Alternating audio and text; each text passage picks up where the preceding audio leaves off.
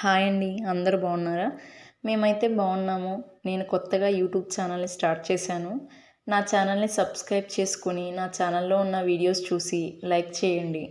ఈరోజు వ్లాగ్ ఏంటంటే నేను చికెన్ కర్రీ చేయాలనుకుంటున్నాను. ముందుగా చికెన్ కర్రీ కోసం కావాల్సినవన్నీ నేను సిద్ధం చేసుకున్నాను.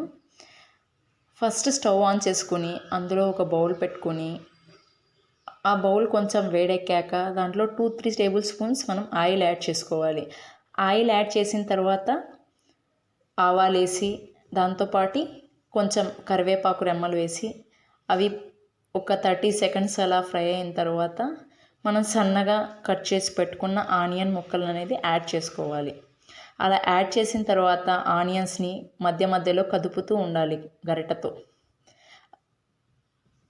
అలా మనం ఆనియన్స్ని కదుపుతూ వేపుకోవాలి. అవి లైట్ బ్రౌన్ కలర్ వచ్చే వరకు వేపాలి. అలా వేపిన తర్వాత మనం దాంట్లోకి 4-5 పచ్చిమిర్చి కట్ చేసుకొని వేసుకోవాలి.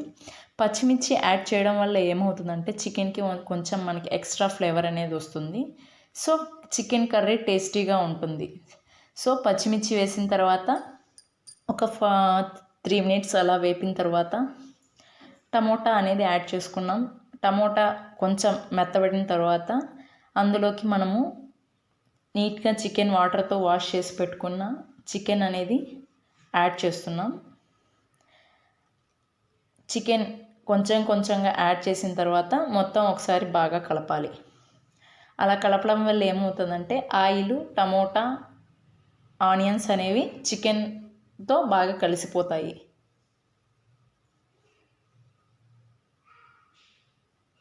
చూస్తున్నారు కదా, అలా కలుపుకోవాలి.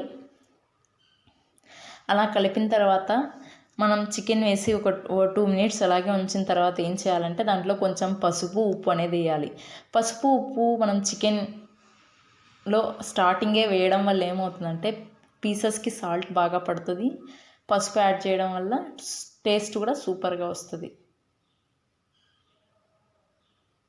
సో అలా యాడ్ చేసిన తర్వాత కదుపుతూ ఉండాలి.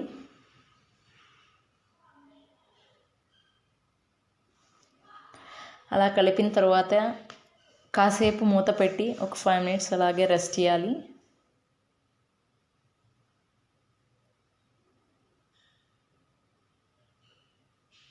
నాలుగైదు పుదీనా రెమ్మలు యాడ్ చేయాలి. అలాగే అల్లం వెల్లుల్లి పేస్ట్ కొని యాడ్ చేసుకోవాలి.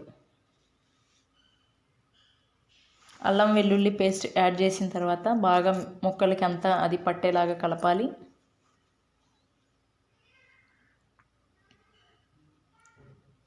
అన్ని పీసెస్కి బాగా పట్టాలి.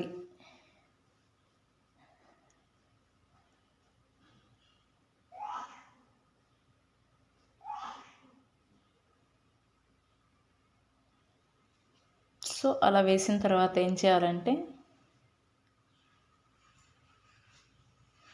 ఒక 5-10 మినిట్స్ మూత పెట్టేసి అలాగే ఉంచేస్తే చికెన్లో ఉన్న వాటర్ అంతా బయట వచ్చి అది ఎవాపరేట్ అయ్యి బాగా చికెన్ ఉడికిపోతుంది. అలా చికెన్ ఉడికిన తర్వాత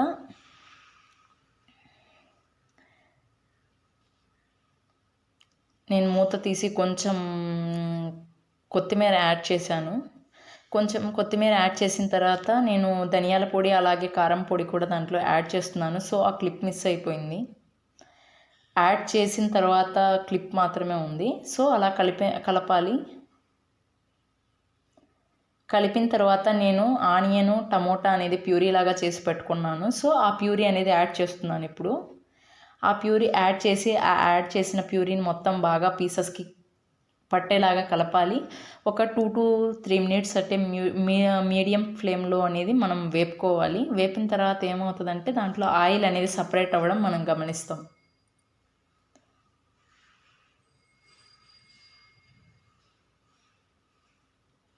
ఆ తర్వాత గరం మసాలా యాడ్ చేసి కొంచెం చికెన్ మసాలా యాడ్ చేసి బాగా పీసెస్కి పట్టేలాగా కలపాలి.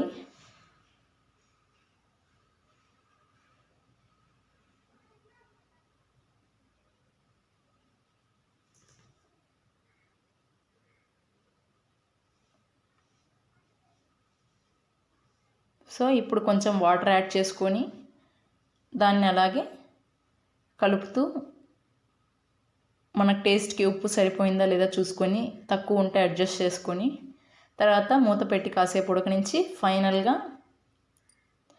కరివేపాకు కొత్తిమీరతో గార్నిష్ చేసుకోవాలి. కరివేపాకు లాస్ట్లో వేయడం వల్ల, కొత్తిమీర వేయడం వల్ల ఏమవుతుందంటే ఎక్స్ట్రా ఫ్లేవర్ అనేది చికెన్కి యాడ్ అవుతుంది, మనకు తినడానికి టేస్టీగా ఉంటుంది. సో ఇన్ని ఉన్నప్పుడు చికెన్తో పాటు తినడానికి రైస్ కూడా ఉండాలి కదా, సో నేను రైస్ కూడా కుక్ చేసేసా.